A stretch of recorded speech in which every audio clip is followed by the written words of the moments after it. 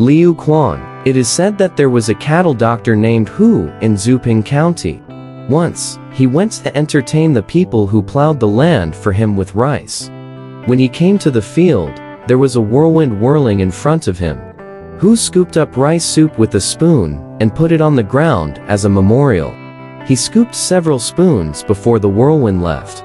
Another day, Hu went to the city god's temple for a stroll and saw a statue of Liu Quan offering melons inside. Liu Quan's eyes were covered with bird droppings. Hu Mu sighed and said, "How could brother Liu be so tainted?" Then he went in and carefully picked out the bird droppings with his fingernails. A few years later, Hu was bedridden and dreamed of being taken by two ghosts. When he came to the government office, the ghost officials demanded his property, but Hu had no idea what to do. Suddenly, a man in green clothes walked out of the government office. When he saw Hu, he said in surprise, "Why are you here, mister?"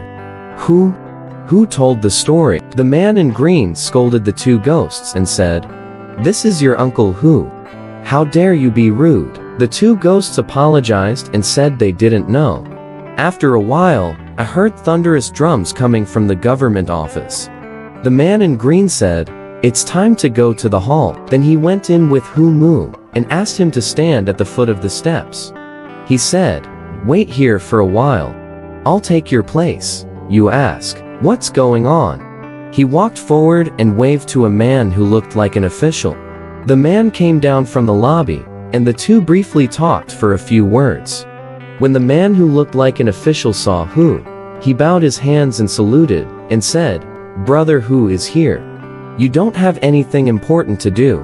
A horse has sued you. You can go back after a couple of confrontations." After saying that, he left. Not long after, heard Hu's name being called in the lobby.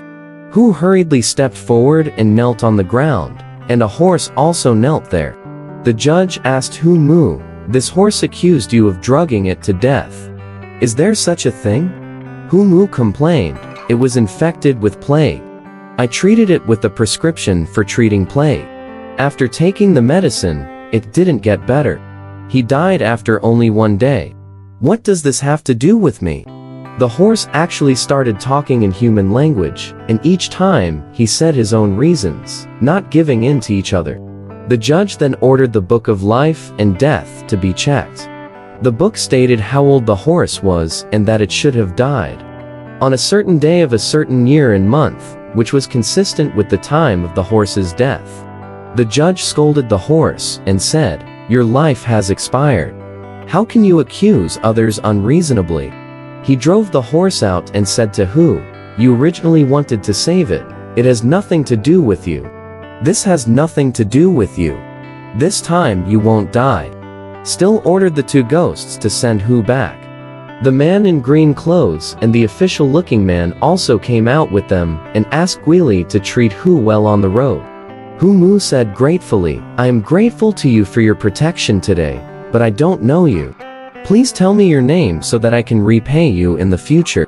The man in green said, 3 years ago, when I came back from Mount Tai, I was hot and thirsty on the way, and I felt terribly uncomfortable. When I passed by your village, you helped me scoop rice soup for me to drink. I dare not forget this kindness now." The man who looked like an official said, "I am Liu Quan. I was stained by bird droppings, my eyes were blinded, and the stuffiness was unbearable. You picked out the bird droppings with your own hands. I dare not forget this kindness. It's just food and wine in the underworld. Unable to entertain guests, we parted ways." Hu suddenly realized it and rushed back.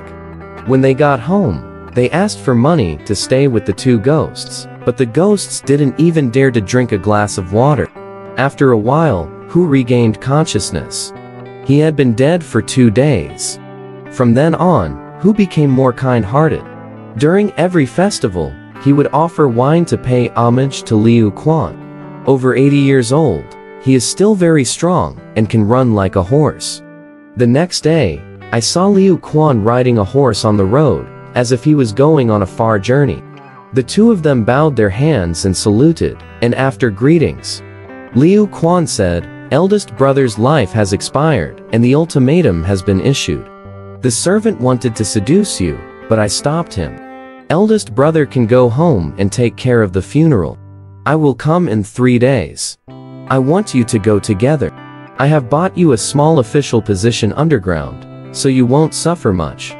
After that, he left. Hu went home and told his wife and children, said goodbye to relatives and friends one by one, and prepared the coffin and shroud.